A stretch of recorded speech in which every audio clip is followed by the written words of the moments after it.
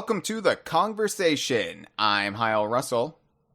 And I'm Gibbon. Hello. Hello, Gibbon. I would like to apologize now that you're back on the show. So the last time you were on, we were doing the episode with Courtney. Yes. And you had a wee bit of a coughing fit on the episode. Yeah, I'm sorry. No, I'm sorry, because I usually will silence any coughing or sneezing or bodily functions that any of the hosts exude throughout the episode. I will try to silence them, but it had bled through both the master copy and in our separate audio tracks. Oh no. So okay, yeah. Unbeknownst to me, that was the beginning of a COVID spell. Oh my God, Are you okay? Are you doing better? Yeah, no, I was triple vaxxed, so it was relatively mild, but it was a hell of a weekend. Well, as you can just hear, I have started coughing quite a bit. Though, I believe it's just allergies. It is the spring in the springtime in the Northern Hemisphere, and the pollen. The pollen is everywhere. The pollen has coated my throat. So I have been fighting it most of the day. And don't get me wrong, I'm not one of these people who are like, pollen, I hate spring. I love spring. Spring is my favorite season. The dewy baby animals frolicking about in the meadows. I will put up with a little pollen, a little hay fever, if I can see the baby animals. So this is not. No, I agree. This is not a screed against spring. But I would like to apologize to you because the world heard you cough, and I would like to apologize to you because you're going to hear me cough. It's fine. I'm actually really, really impressed with how well you've edited out my coughing over the years, because I used to chain smoke, and I've always got a bit of a cough. Yeah. So it's just sort of a background ailment, and I don't notice it a lot of the time because I've lived with it for like over a decade at this point.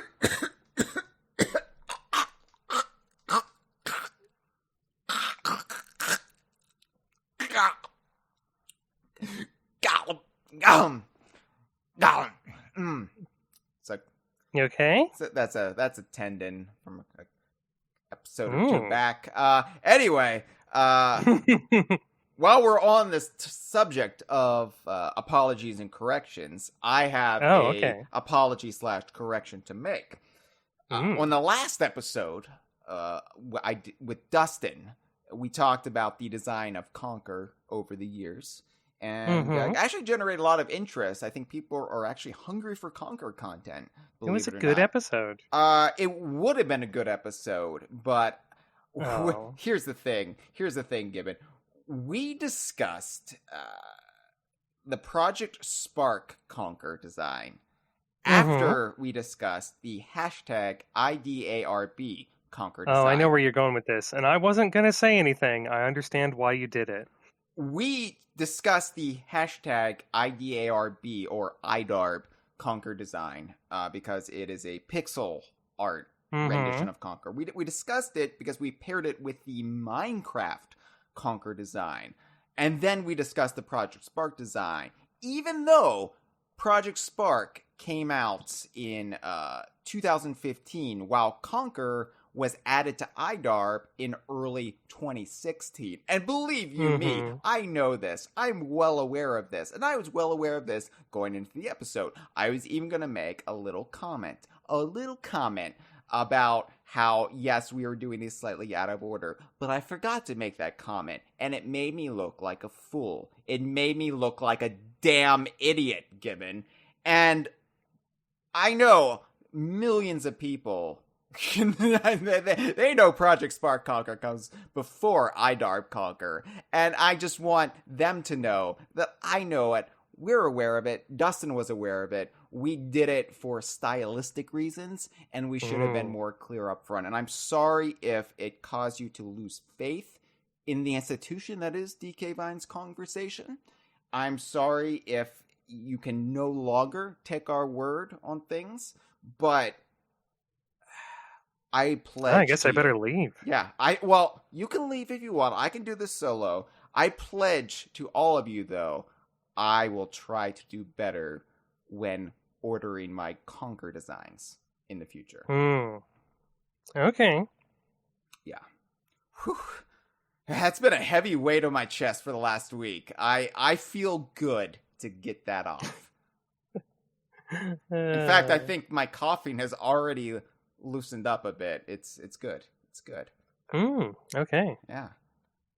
So anyway, if that didn't disgust you and you're still a fan of DK Vine's Kongversation, be sure to spread the word. This is the due diligence for this episode. Just get the word out. Let your friends know about the Kongversation if you haven't already.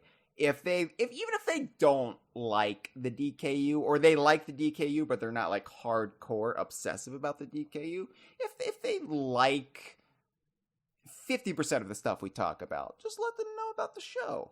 Hey, give us a rating on iTunes. Send over that SoundCloud link. I keep forgetting we're on iTunes. Yeah, well, it's Apple Podcasts now. So but iTunes. So we're not technically on iTunes. Well, iTunes doesn't technically exist anymore as far as podcasts go. But it's still iTunes. It's just branding. It's just, it's just like Facebook is still Facebook, but also Meta, Oh, the company's Meta. The site is still Facebook. No, I know. I know this. Just like the company was Rare, but the branding was Rareware. Oh, God, yeah.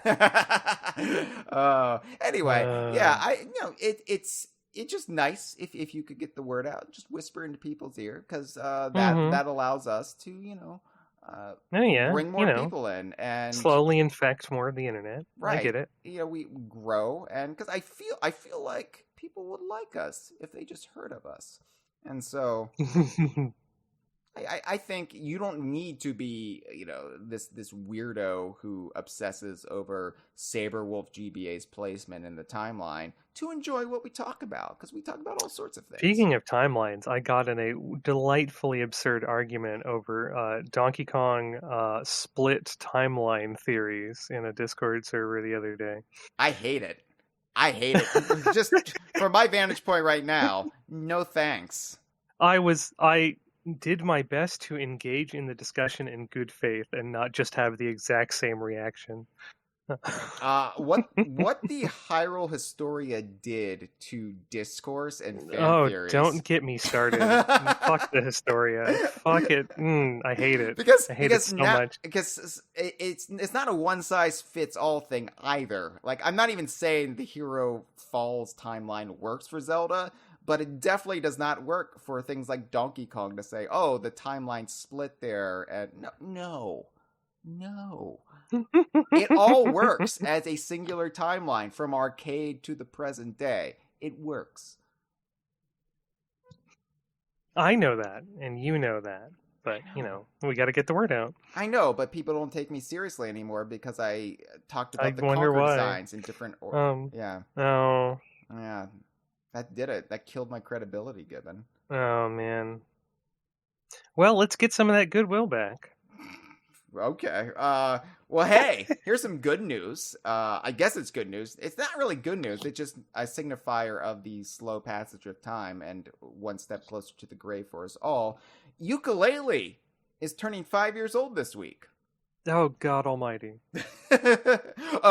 Today, we're recording this on Friday.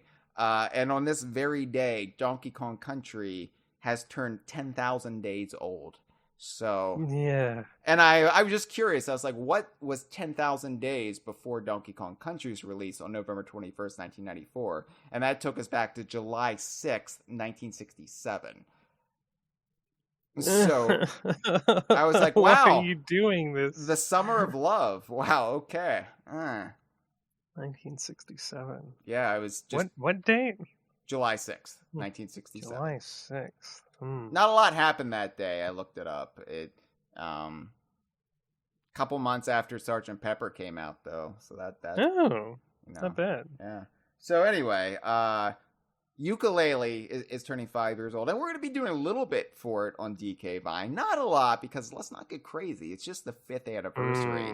We I mean, look, this whole thing we've done more with less. Yeah, I know. I think we did stuff for Banjo-Kazooie's 15th and Diddy Kong Racing's 15th, but the thing is, like, you can't obsess over every game anniversary because it will destroy you, and suddenly that becomes your entire output as a content creator. Oh, it's this game's anniversary. And oh, it's people, that game's and if anniversary. you heaven help you if you miss one, because the fan base will never let you forget about it. Well, more so it's when Nintendo forgets about it. For more on that, see Donkey Kong's 40th anniversary last summer. But no, I mean it's still a significant milestone. It's the first anniversary by 5 for a Playtonic game, and it's a big deal for the studio. They're still flourishing, they're still thriving, and they've even opened up a second studio space recently. Oh my! In Leamington Spa, Warwickshire. As Americans, we might want to say Warwickshire because that is how it is spelled. But Warwickshire,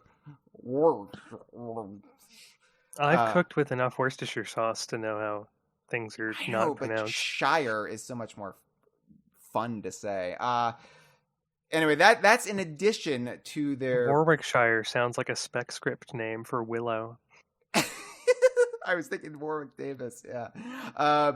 This is in addition to their pre-existing studio that's still there in Bretby, Staffordshire.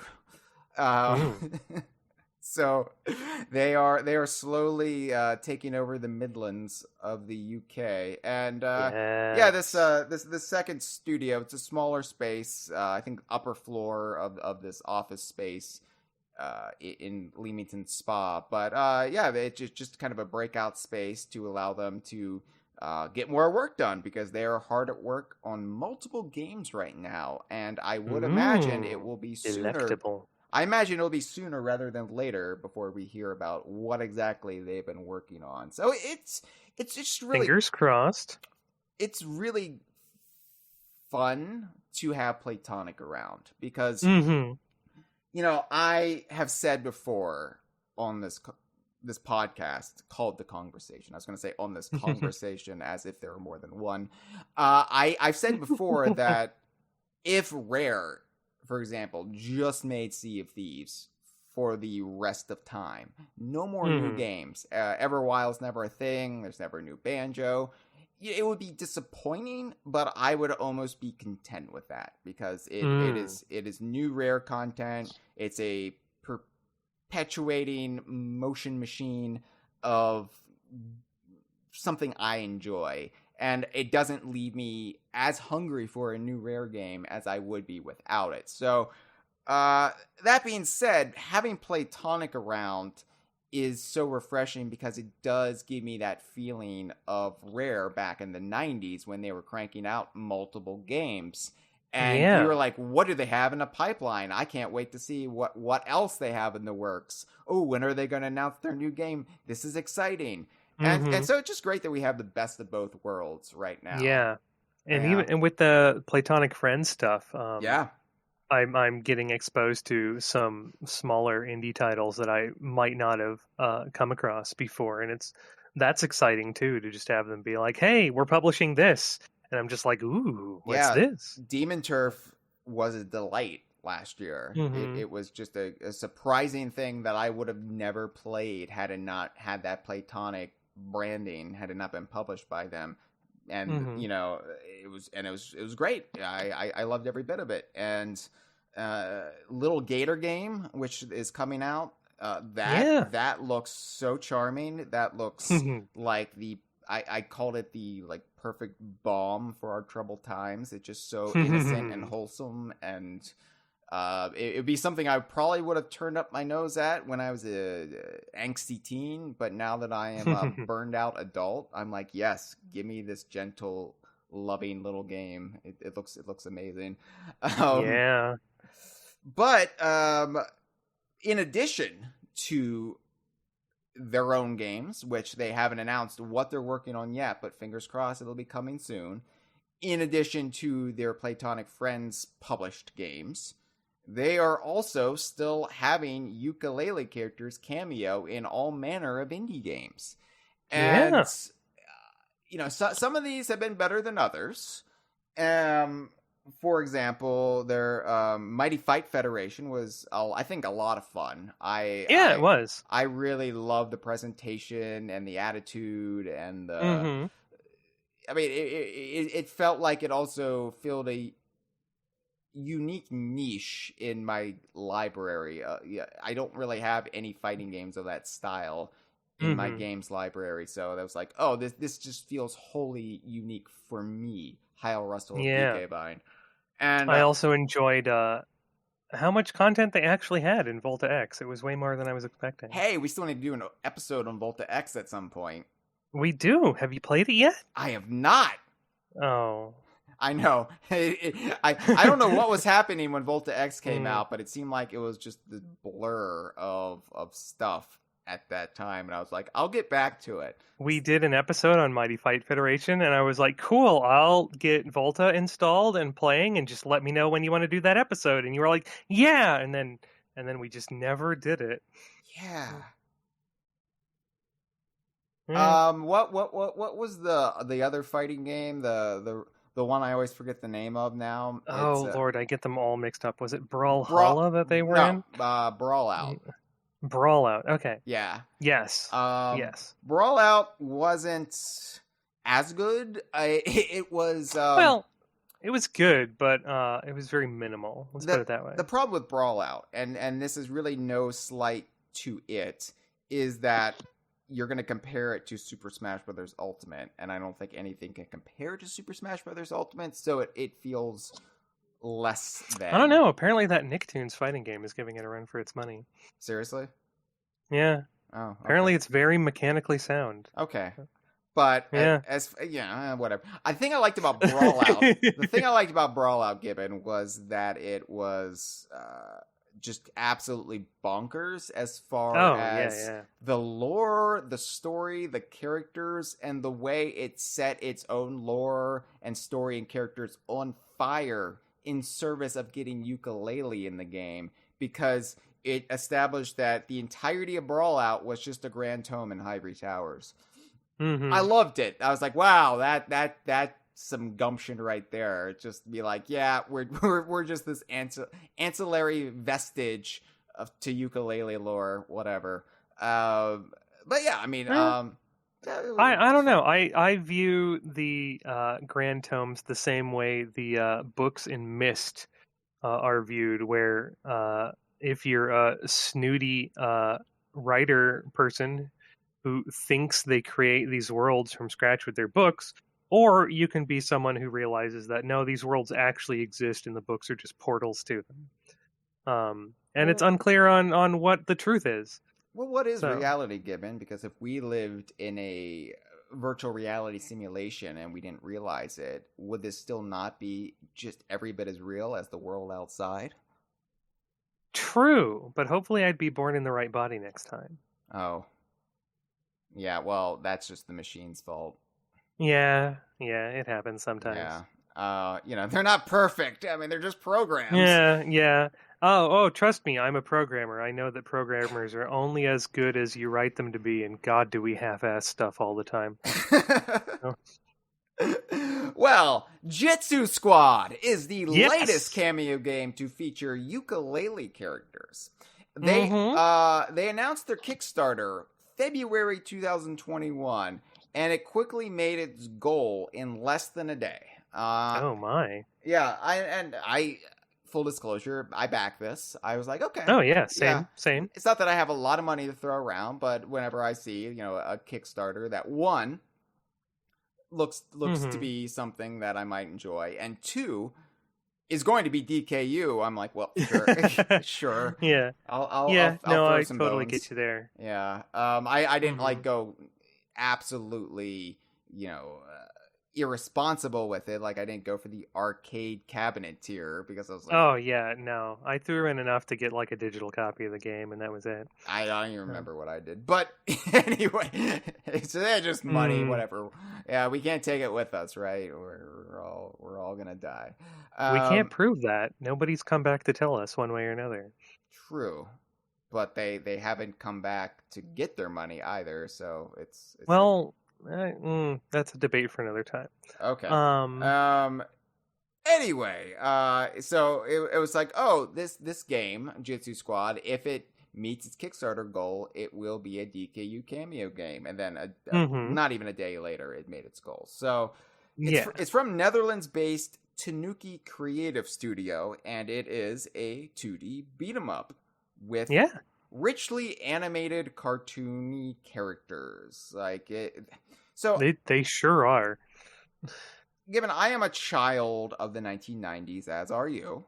Yeah. And when I was at my most impressionable ages, when I was young, not just a kid, but a young kid, it was the early 1990s, and Jitsu Squad is something ripped right out of my childhood, because it is the late 80s, early 90s. Yeah, it's funny because as much as I go on about the mid 90s and into the late 90s here on the Kongversation and across DK Vine, because of Donkey Kong Country and Banjo-Kazooie and what have you, as much as I go on about them, I probably have more nostalgia, if I'm honest, about the early 90s, because that is when I was, blissfully young, blissfully unaware of the hardships of reality. And the early 90s, I don't know how to describe it for someone who wasn't there. It was this day glow wonderland of martial arts pastiches aimed at children. Anthropomorphic animal mascots and absurd concepts that we'll talk about some of the absurd shows later, because there's references to goddamn everything in this game. But some of the stuff they come up with, just looking back at a list of some of the cartoon references I found, it's like, if you tried to tell me this was a real cartoon show today, I would tell you you're making shit up. It all seemed perfectly natural at the time. Oh yeah, like of course there's a street gang made up of Martian anthropomorphic mice that fights crime. Yeah. Why wouldn't there be? I think like after the Ninja Turtles, because obviously the Ninja Turtles were kind of at the epicenter of this fad, and the Ninja Turtles themselves being a pastiche of the sort of gritty period for Marvel and DC. To just kind of take it. Well, there was that evolution. It was from the sort of dark beginning of the modern age of comics, and then it shifted into kids programming. And it was kind of watered down, obviously, and toned down. But that sort of created this martial arts craze. I mean, all the kids are running to join karate dojos. And we sure were. I never did it. All my friends did. But I was like, that just seems like a lot of time. And my Saturdays are precious. No, thank you. Yeah.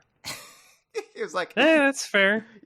I think it was like being the only child. I was very content with just being off on my own, being myself, having my own kind of imaginary play sessions. And I was like, I don't need to go someplace to be around other kids and do exercises in a gi. No, thank you. I don't want to do it. Good for all my friends. I absolutely wanted to do it, so I did. And it was like all my friends who like wanted to be Ninja Turtles, and I'm like, here's the thing: I very much doubt this sensei operating out of a strip mall has the knowledge and expertise of a Master Splinter. Sorry. Yeah, but you got to start somewhere. So I never did it, but I mean I had the plastic ninja weapons, and like it was a big like aspect of my life pre Donkey Kong Country, and of course that eventually kind of, after Ninja Turtles had peaked, then it was Mighty Morphin Power Rangers, was kind of continued in a live action tradition. God, I remember when that debuted and just blew my mind. But But then even into the like mid to late 90s, you would have things like Street Sharks and Oh, fuck yeah, Street Sharks. Vin Diesel's favorite property, and then you would have like Mummies Alive, and you get further away from the Oh martial god. arts like tropes, but Yeah. it was a big Themed groups Yeah. of crime fighting group. I don't know how best to describe it, but yeah. It was just such a huge aspect of kids programming and kids Mhm. life back in the 90s. And Yeah. yeah, the thing about Jitsu Squad is it harkens back to that almost expertly, but more than just coming Yeah. out of the mold of like the pop culture of the era, it's also very much of the games of the era, because Oh, yes, yeah. like, you know, I don't know how much I've really gotten into my gaming habits pre Donkey Kong Country, but I probably played just as many beat 'em up games as I did 2D platformers. Well, of course you did, because there were a million There of were them. there were so many. That was what video games were at that point in Yeah, time. the NES and early SNES, and you know, if you had a Genesis, obviously you had your options there Mhm. too. But I mean, I think the Ninja Turtle games were my segue into that world. Mm. Teenage Mutant Ninja Turtles 2, the arcade game for the Oh, NES, yes. was just, it was like a divine revelation, because I played the first Ninja Turtles game, didn't care Mhm. for it. The second one not only borrowed more elements from the cartoon, but it just it Mhm. felt so good to beat up those foot soldiers. Yeah, the Ninja Turtles games like Captain Commando, Streets of Rage, a couple of the Alien and Alien versus Predator games. What else Of were course, it? Just a million beat 'em ups in the arcades and on consoles and everywhere. and of course, Um, Battletoads. yes, Battletoads, which itself was a piss take of the Ninja Turtles, Right, but a really good one. and itself crossed over with Double Dragon. So Yes, and yeah, and it's funny because, you know, the beat 'em up genre has made a minor resurgence in recent yes, it years. has. I'm very happy about it With the too. rise of indie gaming and Kickstarter backed games, and there has been a resurgence of Hmm. these classic beat 'em up games. So it's cool to see, because I don't know how much I missed this genre, because I don't think I really missed it. Once I moved on from it, I was pretty good, like, not revisiting it. But it is fun to come back to and be like, oh yeah, this is what games used to be. Yeah, it's great. I've enjoyed kind of getting into the River City series Mhm. recently and playing some other brawlers and playing the new Battletoads and this and some other sort of brawler games that are coming out, and it's all good fun. Yeah, the new Battletoads obviously is my most recent one outside of Jitsu Squad. Mm. And you know, I I enjoyed Yeah. Battletoads 2020. Like I said, Mm-hmm. I've never been a huge Battletoads fan, so I didn't have a lot of preconceived notions going into it of like, oh, I don't like that. They changed that. Makes me angry. But it also, I wasn't, you know, totally obsessed over it either, because, you know, it's not necessarily for me. I enjoyed it for what it was, but Yeah. it's just not, you know, it's not exactly my cup of tea. But I thought it had a great presentation. I thought it was fun. Yeah, I I thought enjoyed it it. was fun. I would have appreciated some colorblind options for some of the puzzles later in the game. Yeah, I'm that looking at computer hacking sequence. But otherwise, yeah. for me, the biggest issue was the lack of online multiplayer, online co-op, which, Yeah. considering the game came out in August of 2020, pre-vaccine, in the middle of a pandemic. Yeah, that was just bad timing. It was bad timing, but wow, you know, like, couch co-op in and nothing else. I don't know. It just, that's my Mhm. one sticking point to this day with that game. My one sour sour grape that I'm sucking on is the lack Is of. it still like Windows, Xbox only? Is it out on Steam? I don't remember. Because Steam has that fun, you can do networked multiplayer through Steam for games that wouldn't normally support it thing. So I think it is on Steam. I think it came out on Steam along with Windows and then Xbox. Yeah, you can do sort of ad hoc network multiplayer through Steam. Well then. So but that's not an official solution. No, so. it's not. But anyway, yeah, I mean, that's my more recent benchmark to compare Jitsu Squad to. So going into this, I was like, I don't know what to expect. I have Battletoads to compare it to. Let's go. And okay. Yeah, and so like we said, I love the presentation of this game. It is a love letter to the era of my golden youth. And so many, I think, just off the top of my head, I saw references to Cadillacs and Dinosaurs, Mystical Ninja Goemon, Looney Tunes, Guilty Gear, Mortal Kombat, River City Ransom, Ninja Turtles, and Battletoads, and just so many things. I can't count everything. There's so much going on in this game in the backgrounds and just character animations and dialogue and stuff. It really does feel like a distilled, like tonic. It's like a Where's Waldo book.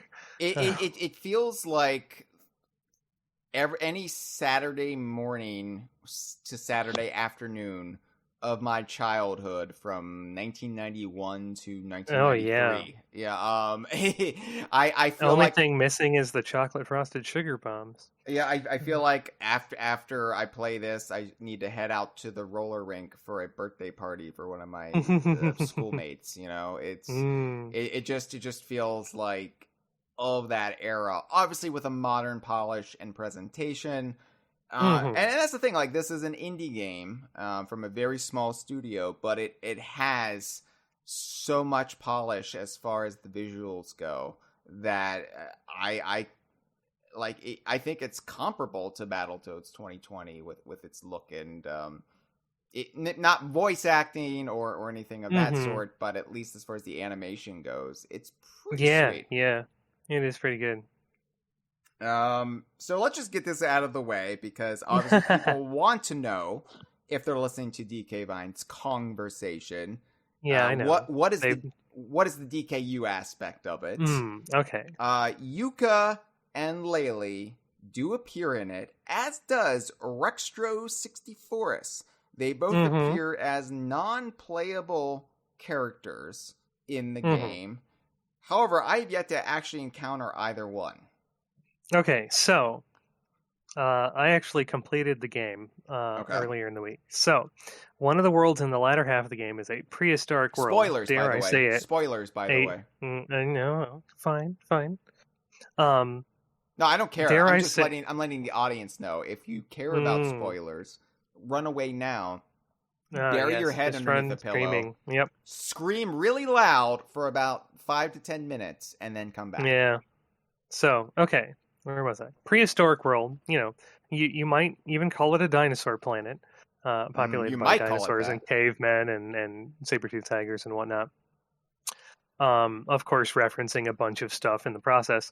But also, of course, Rextro is here in the dinosaur area. Referencing a bunch of stuff, except for actual history.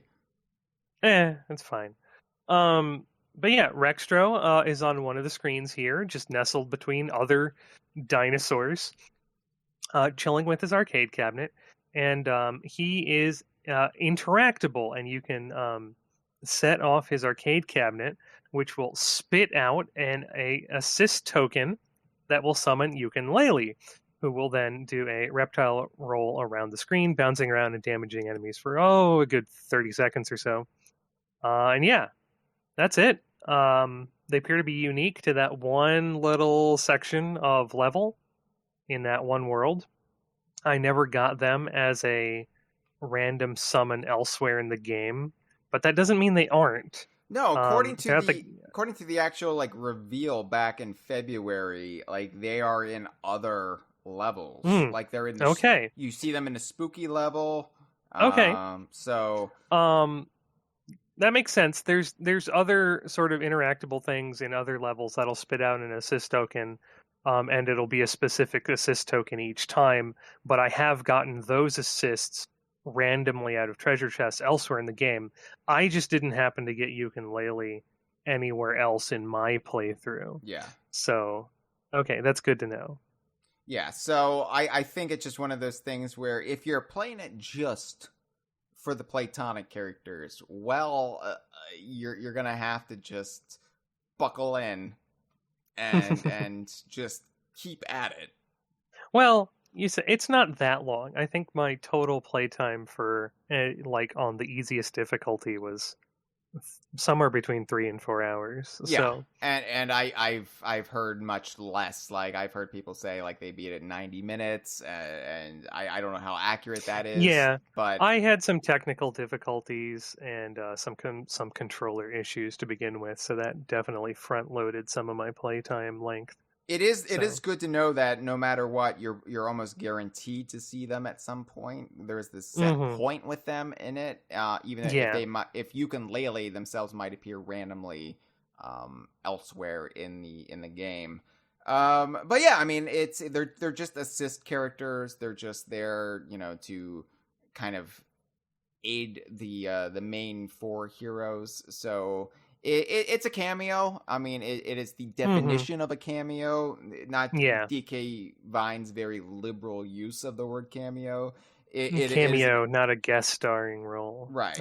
It is a through and through cameo, but it's a good one, at least as far as they're not just standing there. They actually show off some of their moves. They help clear the screen for you, and you get to see them animated in this fun style. So I'm not complaining. So that's it. That's it as far as the Yooka-Laylee and Rextro go. But that was a good episode. Yeah. Nah, we'll talk more about it. The story, so let me try to describe to you the story of the game, Gibbon, because there is like a story sequence when you begin, and that's where the plot is described to you through the narrator. It's narrated by the Jitsu Squad's sensei. More on him later. So the Kusanagi stone. Yeah, the Kusanagi stone. The Kusanagi stone. It's this ancient statue that contains a demon within. This demon can grant godly powers to those who awaken him, as a demon would do. A sorcerer, an evil sorcerer, I presume they're evil, by the name of Origami. Has summoned quote-unquote ancient warriors to find him the stone. And if this sounds like I'm just describing the first 20 or so MCU movies, well, congratulations, you're paying attention to pop culture. But no, seriously, Origami. I'm fine with like piss take names, obviously, right? Some of the piss take names in this game are they're not even on the nose. They're just it's like it doesn't even mean anything. It's just that's a Japanese name that we're all familiar with. Like the Kusanagi stone, that's sort of a relevant name because the Kusanagi is a legendary blade that was used to seal away a god in Japanese folklore. So okay, sure, that's an actual relevant name that means something kind of related to what this artifact is doing in the game. Yeah. The evil sorcerer named Origami is just like, what the fuck are you doing? That's paper folding. Great. I mean, it'd be one thing. Like, I haven't encountered the sorcerer. Like, I haven't fought him. So if he used like origami weapons, that would be pretty cool. No, he doesn't. Oh shit! Because in my head, I was like, oh, you know what? That would actually be a pretty inventive character. Somebody who uses like paper weapons and gives you paper cuts. No. Okay. It reminds me. It almost reminds me. When I wrote Elvis and Slick Money, I wrote in a mafia character, stereotypical mafia character, and I named him Olive Gardino. And that's actually funny. No, but it's the same level of what's a vaguely, like, if I'm gonna have like an offensive stereotype, what is the stupidest name I can apply to take? It's like, let's go look through the list of fucking Samurai Pizza Cat's characters and pick a name from that. All right, well, origami it is. All right, origami is the sorcerer trying to get the demon within the stone. An owl sensei named Master Ramen. Master Ramen. Again, no apparent reason. No, except we all know ramen. Yep. Yeah. Master Ramen.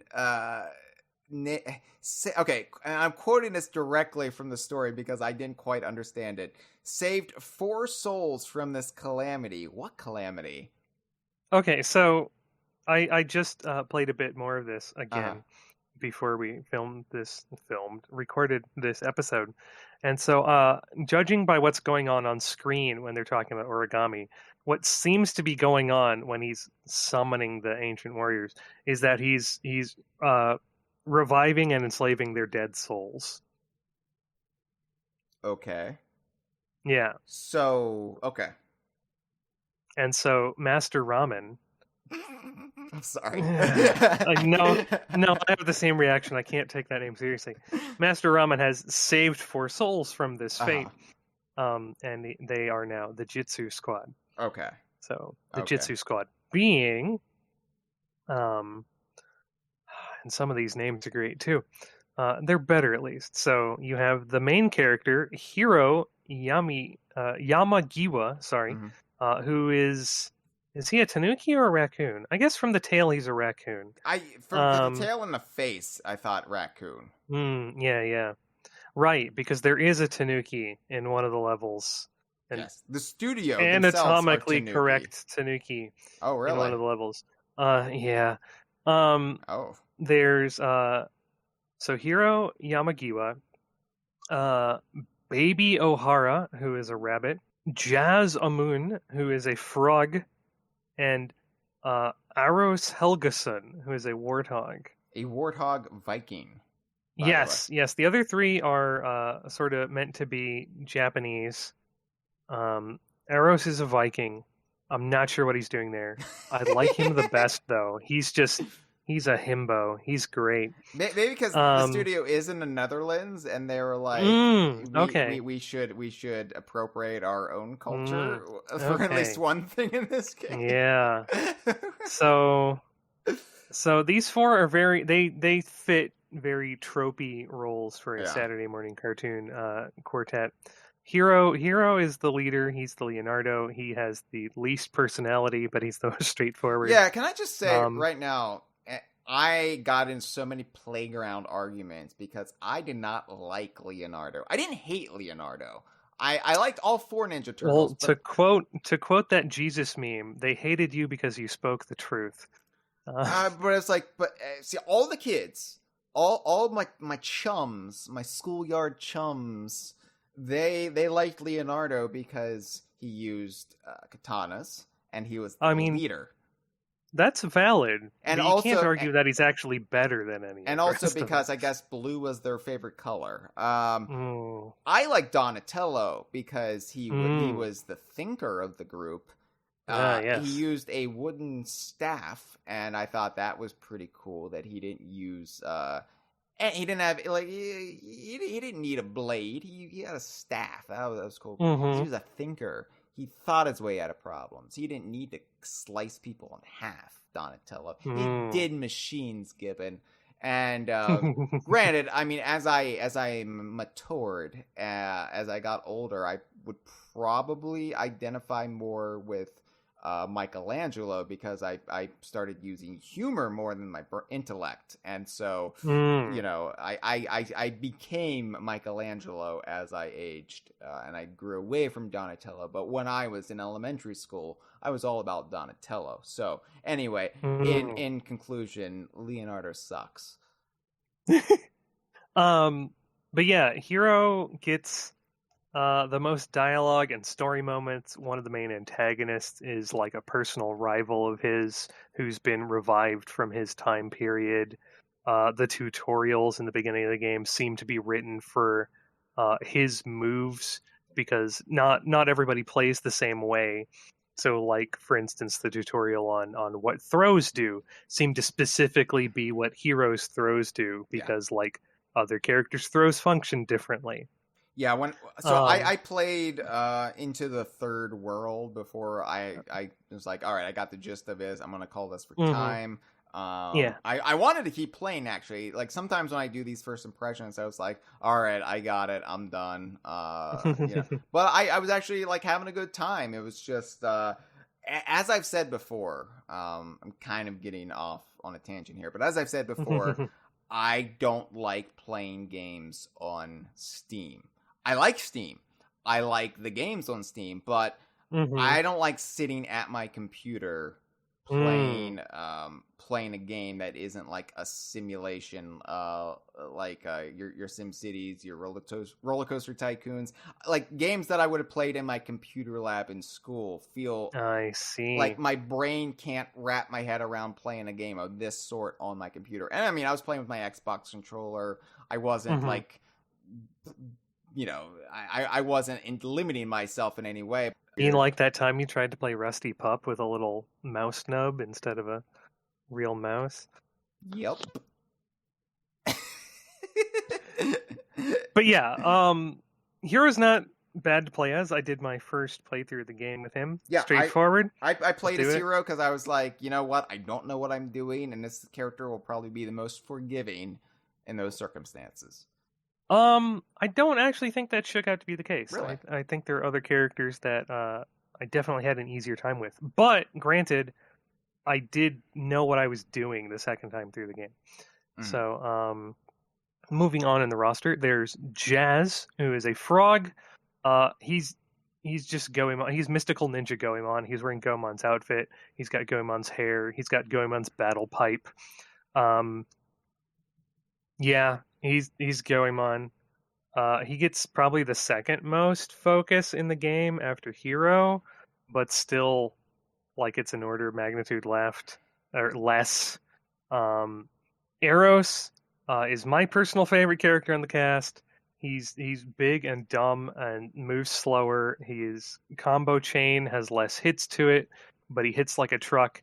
And he's a warthog, and warthogs are awesome. Just a big bruiser character. He reminds me of Viking Bebop. Yeah, that's exactly what he is, basically. He's great. His end of level animation is getting out of his sword and shredding on it like a guitar. It's amazing. Yeah. I always appreciate anybody who uses their weapon as an air guitar. Like it doesn't matter what game that is.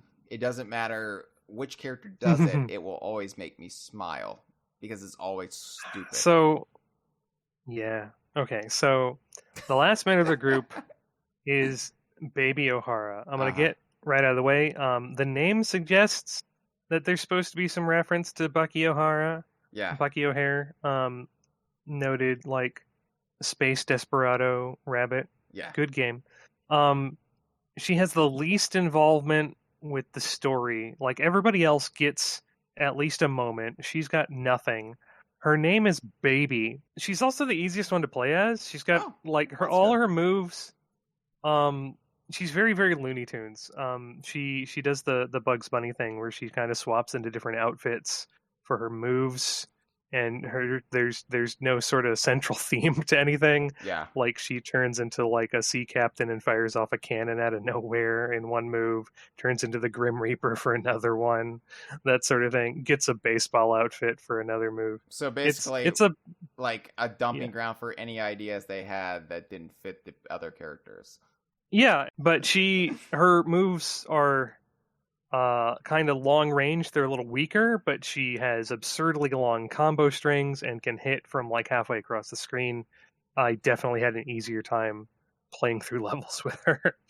But yeah, she kind of made me grimace and cringe a bit while I was playing as her, because I was just like, really? I know this is an 80s throwback, but we didn't have to throw back this hard.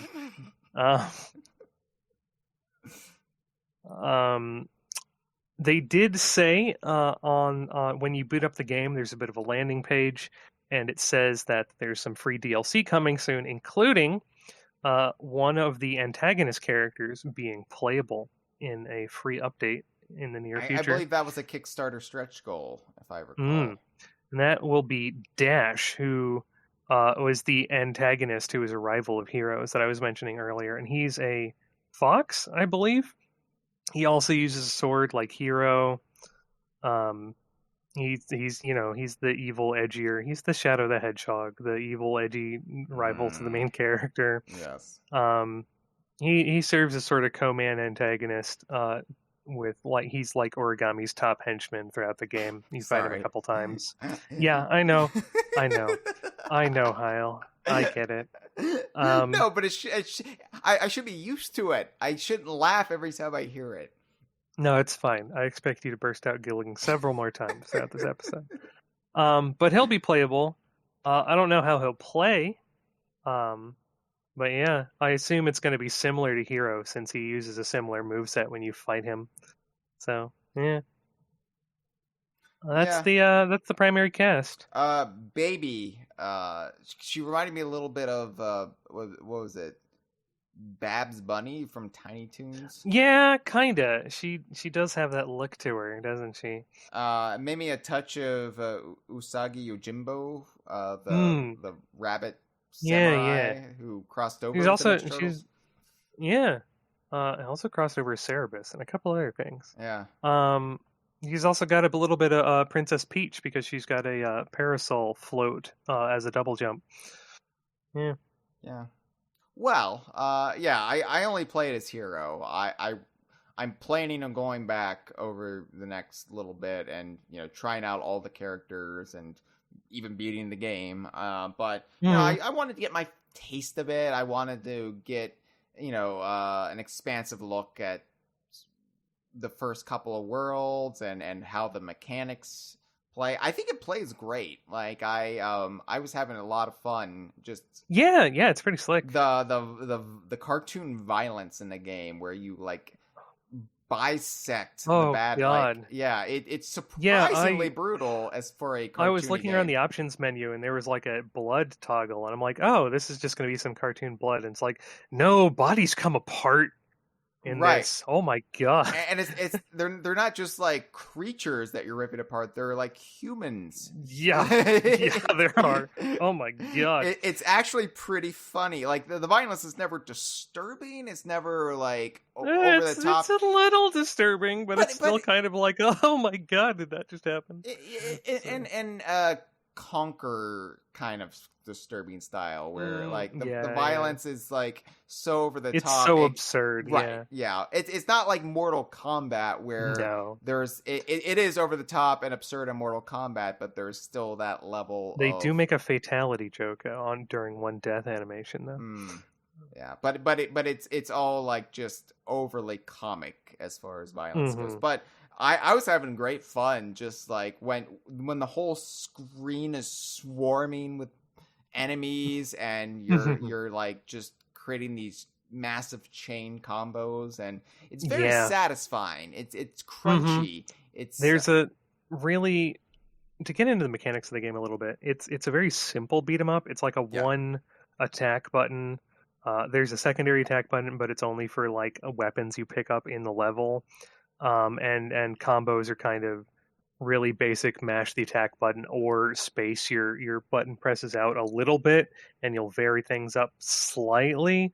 But there's a very rudimentary level up system over the course of the game where you'll get more moves to do, and they're like press up and attack or down and attack and that sort of thing. But it does give you a nice little tool set. By the end of the game, I was just doing basically infinite combo strings across the screen and back and forth, just beating up enemies. It was great. It's not a difficult game. It's not, but it's I am fine. It's satisfying. Now I didn't play on the most difficulty setting, so I only did easy and normal. And they'll be adding a super hard. Of course, in one of those DLC updates. Of course they will. But no, I played normal and I enjoyed it. Like it didn't feel overly difficult, but sometimes the game doesn't have to be difficult to be enjoyable, so long as it just gives you that satisfaction. Yeah. Like, in all honesty, as per tradition, their turbo tunnel level was a little difficult. Oh, yeah. So in all honesty, like the beat 'em up games in my youth, I never got very far in them unless I used the Game Genie. And oh yeah, they're brutal. That like using a Game Genie on something like the aforementioned Ninja Turtles 2, the arcade game, I still really enjoyed it because it made me feel like a god just going through those swarms of enemies, those foot soldiers and what have you. And sometimes it's all about just the wanton violence and the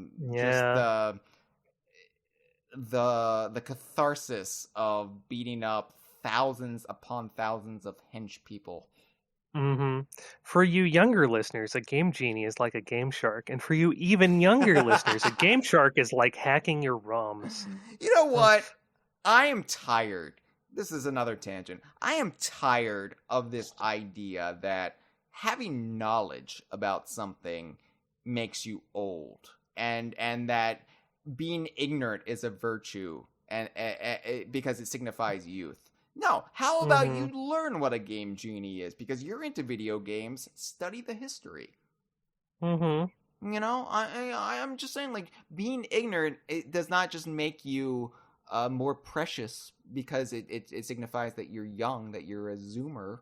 No. How about read a book? All right, ran over. No, this is the problem I've been having, because when I was a teenager and in my early 20s, I was viewed as very precocious because I made all of these references well before my time, and that showed that I was knowledgeable, well-read, a student of history. And now that I'm in my 30s, it means that I'm a boomer. And fuck that. Like, I'm not going to forget everything I learned when I was a teenager and in my early 20s, not just from my own contemporary period, but from my parents' and grandparents' generations. I'm not going to forget that because it shows that I'm older. How about you do the homework, people? I'm okay. It's just, you know, I know what a Game Genie is. They were fun. Yep. Yeah, you put in a little I had code one. and I had Game Sharks. They were great. Yeah, you could make up your own codes and see what it did. Yeah. They were basically, they did hex editing for you. Yeah, but that seemed like magic at that time period. I mean, hence the name. Game Genie. It was great. It was great. Anyway, the first world, Sakura Hills. It's a bamboo forest training ground. And when I got there, I was like, oh, cool. You know, like as far as beat 'em up games, the DK Vine has covered in the last 2 years, all 2 of them. I was thinking this is at least very tonally different from Battletoads 2020 because it's using the old martial arts tropes instead of the kind of sci-fi, almost Rick and Morty aesthetic that Battletoads 2020 used. And I was like, this is great. I love this. And then we found out that each world involves going to a different planet. And I was like, oh, okay, never mind. Each So I kind of listed out some of them in no particular order. There's Yeah. like a gangster city, a spooky Halloween place, a prehistoric world, an ice world, lava world, hell itself, the deal. But like in sort of I was thinking about it, and it's these they all sort of seem to pastiche a different subgenre. Like the gangster city, it has some like River City Ransom and Guilty Gear, and sort of Double Dragon and references and stuff in there. The spooky Halloween area has some like ghosts and goblins type stuff in it. Yeah. The prehistoric world has like some bonk and dino references and stuff. The ice world's pretty generic, as is the lava world. But you can't win them all.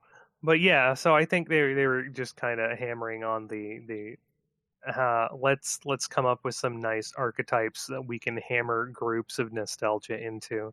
And I don't have a problem with that. It's funny because I was building this narrative in my head about like, oh, at least it sets itself apart from Battletoads, and then you immediately start hopping to different planets, and then the second world felt very much like the first world of Battletoads 2020. Yeah, just the there's pink... even a turbo tunnel thing in a later level. Yeah. And one of the characters' supers brings out a big robot, and you control the little targeting reticle, just like those one Battletoads levels, and stuff like that. Yeah. It just cracked me up that it didn't take long to get to the pink, like neon-soaked city. And I was like, oh, okay. Not long at all. Never mind. No. My talking point has been trashed to hell. Thank you. Literally, because we go to hell later. But I was writing up show notes, and I'm like, oh man, Hero gets the most story stuff. The first like major antagonist is a direct rival of his. I'm like, oh, maybe that's only because I was playing as Hero. Maybe if I play as somebody else, it'll be like their personal. No, it's always that guy. Hero gets all the story. Yeah, it does trade in the beat 'em up trope of it doesn't matter which character you're playing as, like all the characters are interact with the dialogue, and then they just mysteriously go off screen, and then you don't see them. They hop in to talk and then hop out again. And you're like, oh, are they fighting baddies off screen elsewhere? Like, what's going on? I think this would be fun. So we have not played this co-op. We have not done the co-op. No, we did not. I think it would be fun to actually try out the co-op at a later Might date. try that out. Maybe when it comes to console, because I don't know how well my Steam will hold up on my computer playing co-op. That's fair. Yeah. But... So, before we move into final thoughts, I want to get some of the bad out of the way. This is the current build is a little unstable. I did have some crashes as I was going through my playthrough. And then just some minor complaints are there's no windowed mode, it's full screen only at the moment, and there's no subtitles on the cutscenes between levels. Those things are easily remedied. Those can be patched in fairly easily. I hope they get that crash under control. Other than that, I had a really good time with it. So, yeah, I'd still recommend it. Yeah, and any jankiness, you kind of... part and parcel with these indie releases on Steam. Anything I didn't experience as much as you did as far as crashes go. The subtitles would have been nice, would have been a nice option, but this stuff is usually patched. Like, you can complain all you want about how games are never released finished these days, but it just is what it is. It's part of the industry, and just something to accept. Yooka-Laylee wasn't complete when it was released. At least it wasn't the version that we all know and we played for as long as we have. The Spit and Polish update really did improve quite a bit, and it's hard to think of it before that existed. And so I'm sure Jitsu Squad will be improved as time goes on. Didn't change the fact that I had fun with it. And like I said, it's a short game, and if you're like me and you only play, your Oregon Trails on the PC, you'll want to wait until it's on the console or get a Steam Deck, which I would actually love, Gibbon, because the Steam Deck just came out, and I'm like, I don't even have an Xbox Series X yet, but I'm like, oh man, but I want a Steam Deck. I want a Steam Deck. I want to play my Steam library wherever I want. But then I read about the battery life, and that kind of scares me. Oh, does it have bad battery life? Oh, yeah. I don't know. I've kind of been ignoring it. It's not. It seems cool. It's not something I personally want. I like playing games on my computer. I think yeah, you're more well-rounded than I am. Yeah. I wish a certain segment of the Steam Deck enthusiasts would stop comparing it to the Switch like it's some sort of competition. You like what you like. That's people like what you like and don't tear down the other thing. But yeah, I think it's cool. Portable PC gaming in a handheld console format. Yeah, my problem is I've always liked the idea of Steam more than I've actually liked playing games on Steam. And that's not a knock towards Steam, that's a knock towards my own deficiencies as a human being. So the Steam Deck the Steam Deck solves all of that though. And so I even with the battery life, I'm like, I still want one because my Steam library is. Well, go get one. Okay, well, it's like $400 for the cheapest model. Yeah. It's welcome to gaming. Well, yeah, welcome to poverty. Oh, I feel you. I have so much debt to pay off. I just did my taxes, and thankfully I didn't owe anything this year, but... Oh, yeah, I found out that paying literally your entire savings in medical debt is a tax break, so I'm getting a nice return. Nice. Yeah. There was some sort of tax break this year for being a freelancer or having your be self-employed, so... All the money that usually I owed thanks to DK Vine, I still owed some, but I didn't owe as much this year. So, very nice. Yes, thank you, IRS. Thank you, TinyCon. Yeah. Yeah, so anyway, this is coming out on your Xboxes and what have you later this year. We don't have a concrete release date for that yet, but we'll be keeping an eye open. Keep going back to dkvine.com for updates on that. As far as the platonic aspect, the whole reason DK Vine is covering it, and it sounds shitty when I say that because it sounds like it's a indictment towards Jitsu Squad itself. It just, you have to understand what DK Vine is. We are a site, a fan community that's focused on this notion of a shared universe, and that extends to Platonic, and now that extends to Jitsu Squad through the Cameo Game rule. But we wouldn't be covering it if it wasn't for that. That doesn't mean it's not a great game. It just means that's just the way we are. We have very narrow parameters.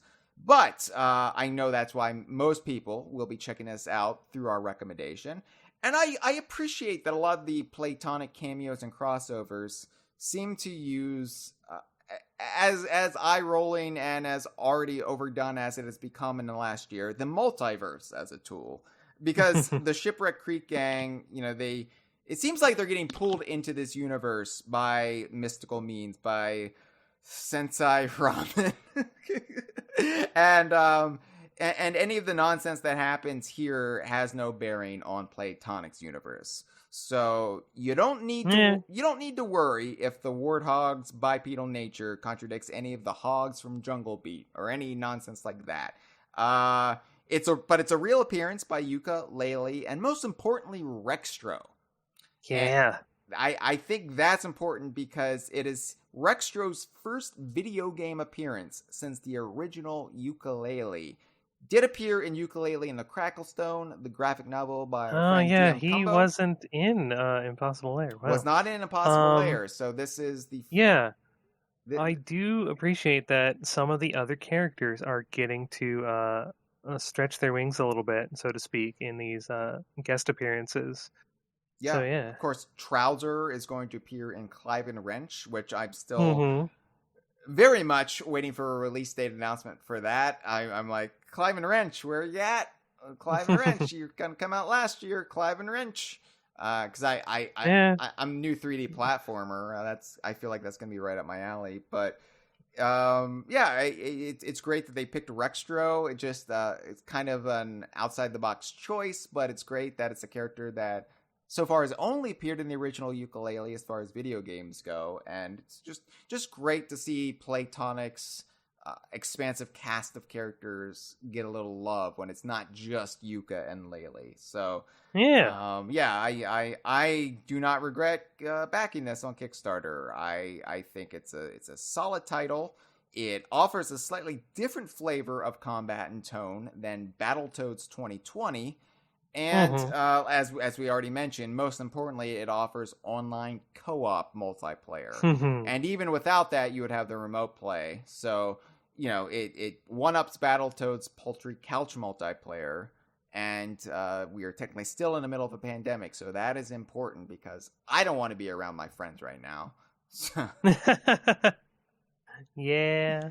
Yeah. Master Ramen is wearing a wok on his head as a hat, and that doesn't even make sense because you don't make ramen in a wok. This has been a File 2 production. Que rico.